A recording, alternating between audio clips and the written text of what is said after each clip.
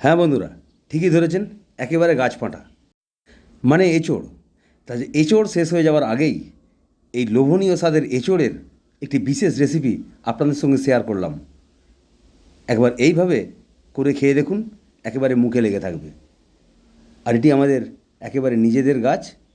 নিজেদের গাছ থাকার কারণে যখন খুশি তখন পেড়ে খাওয়া যায়। আর এবছর জলের অভাবে খুবই কম ফলন হয়েছে। নমস্কার বন্ধুরা, চন্দনা ফুডে সবাইকে স্বাগত। সবাই কেমন আছেন? নিশ্চয়ই ভালো আছেন। তো আজকের একবারে সিজনের ফল এঁচোড় নিয়ে চলে এসেছি। এঁচোড় কীভাবে কাটতে হয় তা প্রথমে দেখাই আপনাদের, আর তারপরে সেটাকে কীভাবে রান্না করতে হয় সেটাও আপনাদের সামনে শেয়ার করব। তো যাই হোক, আসুন আমাদের নিজেদের গাছের কাঁঠাল। তো প্রথমে বন্ধুরা, দু হাতে বেশ ভালো করে তেল মাখিয়ে নিন এবং সঙ্গে বুটির ফলাটিকে ভালো করে তেল মাখিয়ে দিন।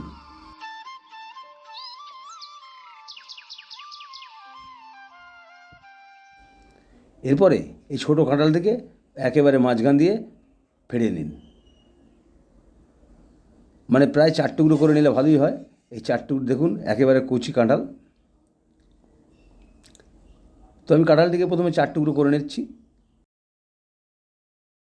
আপনারা অনেকে অনেক রকমভাবেই কাঁঠাল কেটে থাকেন, তো আমি একটি নতুন পদ্ধতিতে একবারে এইভাবে দেখিয়ে দিচ্ছি। এইভাবে কাটবেন, অবশ্যই সাশ্রয় হবে। প্রথমে ছোটো ছোটো টুকরো করে নিন, তারপরে এইভাবে বেশ ভালো করে ধরে খোসাটাকে ছাড়িয়ে নিন। আর এখন তো বাড়িতে কাঁঠাল কাটা উঠেই গেছে, বাজার থেকে কিনে ওখান থেকেই কেটে কুটে নিয়ে আসে, কারণ এখনকার মানুষ কাঁঠাল কাটতে খুবই ভয় পায়। তো এইভাবে কাটলে কোনো ভয়ের কারণ নেই। তো এইভাবে কাঁঠাল কাটলে এতে হাতে আটা লাগার কোনো সম্ভাবনাই নেই, কারণ যেহেতু সরষের তেল রয়েছে, তাই কোনো রকমভাবেই হাতে কাঁঠালের আটা জড়িয়ে যাবে না। আর এইভাবে ছোটো ছোটো টুকরো করুন, আর পাত্রে জল নিয়ে একেবারে জলে দিয়ে দিন। তাহলে বুঝতেই পারছেন, আগে হাতে সরষের তেল মাখিয়ে নিয়ে একটু বটির ফলাতে সরষের তেল মাখিয়ে নেবেন। তারপর এইভাবে ঠিক একেবারে পিস পিস করে কেটে দুপাশে ছাল বাদ দিয়ে দেবেন। একবারে কচি কাঁঠাল, কোনো অসুবিধা হবে না। তারপর সঙ্গে সঙ্গে এটাকে জলে দিয়ে দেবেন।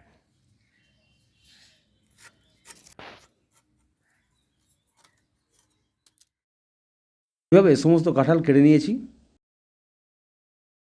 আজকের কেটে কুটে 1 কেজি কাঁঠাল হয়ে গেছে। তাই 1 কেজি কাঁঠালের জন্য আমি এখানে 200 গ্রাম পেঁয়াজ নিয়েছি, আদা রসুন বেটে নিয়েছি 2 চা চামচ, অল্প গরম মশলা নিয়েছি, যাতে এলাচ, লবঙ্গ, দারচিনি, জায়ফল, জয়িত্রী এবং কয়েকটা জিরে। বাদাম নিয়ে নিয়েছি 25 গ্রাম, চারুমগজ নিয়ে নিয়েছি 25 গ্রাম এবং 10 গ্রাম পোস্ত নিয়ে নিয়েছি। আর সর্বোপরি চিংড়ি মাছ নিয়ে নিয়েছি একেবারে 200 গ্রাম।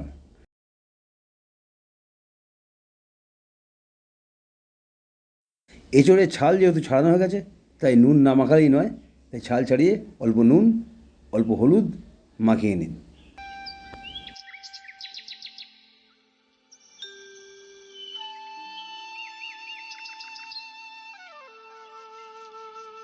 গোটা গরম মশলাগুলোকে একেবারে রোস্ট করে নিন, মানে গরম কড়াই দিয়ে একটু নাড়াচাড়া করে নিন।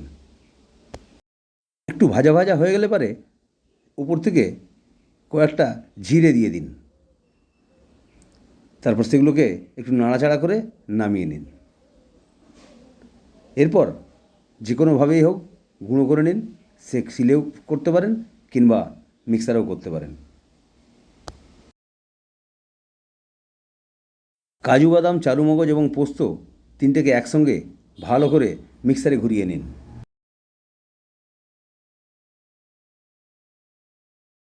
ঘোরাঘুরি করে ক্লান্ত হয়ে গেলে এবারে বিশ্রাম দিয়ে দিন। ততক্ষণে আপনি কড়াইতে ভালো করে তেল গরম করে এঁচোড়গুলোকে নাড়াচাড়া করে নিন। বেশ ডুবো ডুবো তেলে ভালো করে নাড়াচাড়া করে ভেজে নেবেন। একেবারে ভেজে নরম করে নেবেন। একে একে করে সমস্ত কুচনো এঁচড়গুলোকে একেবারে তেলের দেশে ঘুরিয়ে নিয়ে আসুন।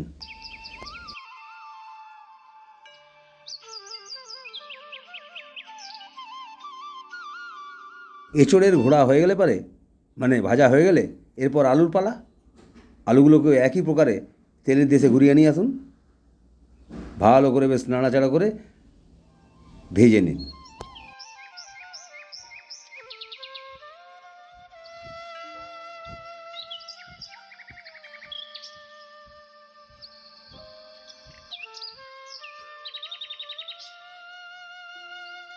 এরপর নুন হলুদ মাখিয়ে রাখা চিংড়িগুলোকে ছেড়ে দিন।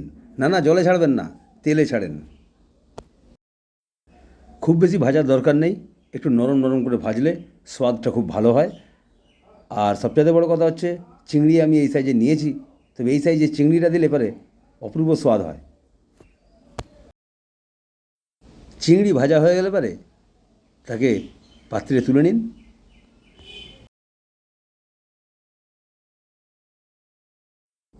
এর ফাঁকে টক দই 2 চামচ একটু ফেটিয়ে রাখুন। এরপরে কড়াইতে তেল দিয়ে কিংবা তেল থাকলে তাতে পেঁয়াজগুলো ভেজে নিন। বেশ ভালো করে ভাজা ভাজা করবেন।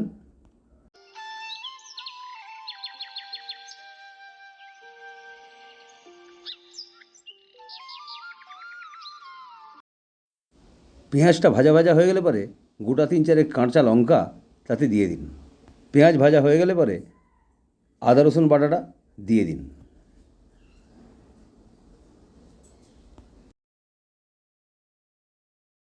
দিয়ে একটু ভালো করে নাড়াচাড়া করে নিন। ভালো করে মশলাটাকে কষিয়ে নিন। এরপর একটি পাত্রে 1 চামচ গুঁড়ো হলুদ এবং অল্প গুঁড়ো লঙ্কা, যে যেমন ঝাল খাবেন সেটিকে ভালো করে মিশ্রণ করে নিন, মানে গুলে নিন।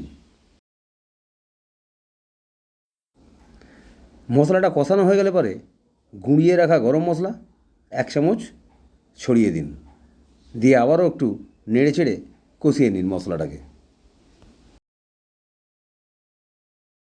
খানিকটা নাড়াচাড়া করে নিয়ে লঙ্কা হলুদের মিশ্রণটি কড়াইতে দিয়ে দিন।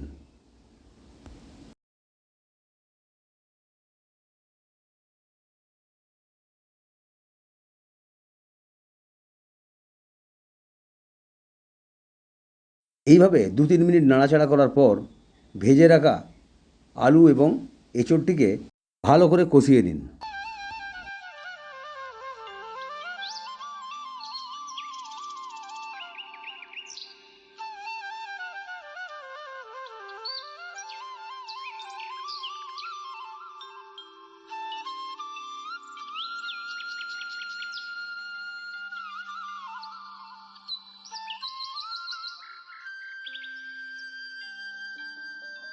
মিনিট 3-4 নাড়াচাড়া করার পর এবার ভেজে রাখা চিংড়ি মাছগুলো কড়াইতে দিয়ে দিন। তারপর আরও 2-3 মিনিট নাড়াচাড়া করে কষিয়ে নিন।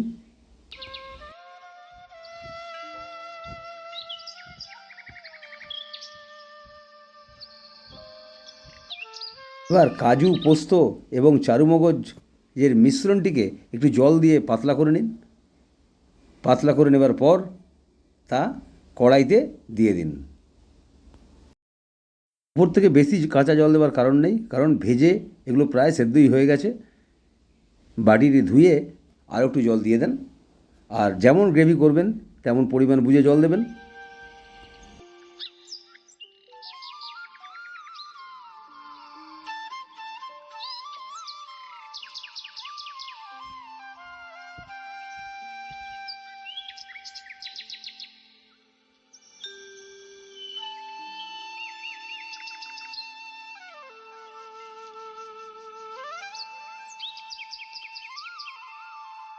অল্প একটু নাড়াচাড়া করার পর পরিমাণ মতো জল দিয়ে দিন। বাঙালিয়ানায় চিনি ছাড়া নাকি রান্না হয় না, তাই 1/2 চামচ চিনি দিয়ে দেন, এতে হজমে সাহায্য করবে। যাই হোক, এবার অনেক হয়েছে, আপনি এবার একটু বিশ্রাম নিয়ে নিন, ওদের একটু ফুটতে দিন।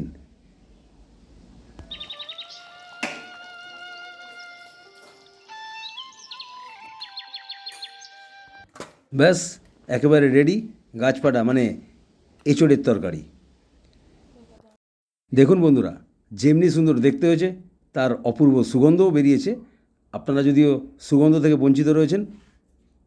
এবার গরম গরম ভাতের সঙ্গে একেবারে গরম গরম এঁচোড়ের তরকারি পরিবেশন করুন। অবশ্যই বাড়িতে এইভাবে একবার তৈরি করে খেয়ে দেখুন, স্বাদ এবং গন্ধ দুটোই অনুভব করতে পারবেন, যা কিনা অসাধারণ। বন্ধুরা, আপনাদের নিকট আমার একান্ত অনুরোধ, অবশ্যই ভিডিওটি দেখে সাবস্ক্রাইব, লাইক, শেয়ার, কমেন্ট করে আমার চ্যানেলটিকে এগিয়ে যেতে সাহায্য করবেন। দেখুন একেবারে খাসির মাংসের মতো হয়েছে। সবাই সুস্থ থাকবেন, ভালো থাকবেন। ধন্যবাদ।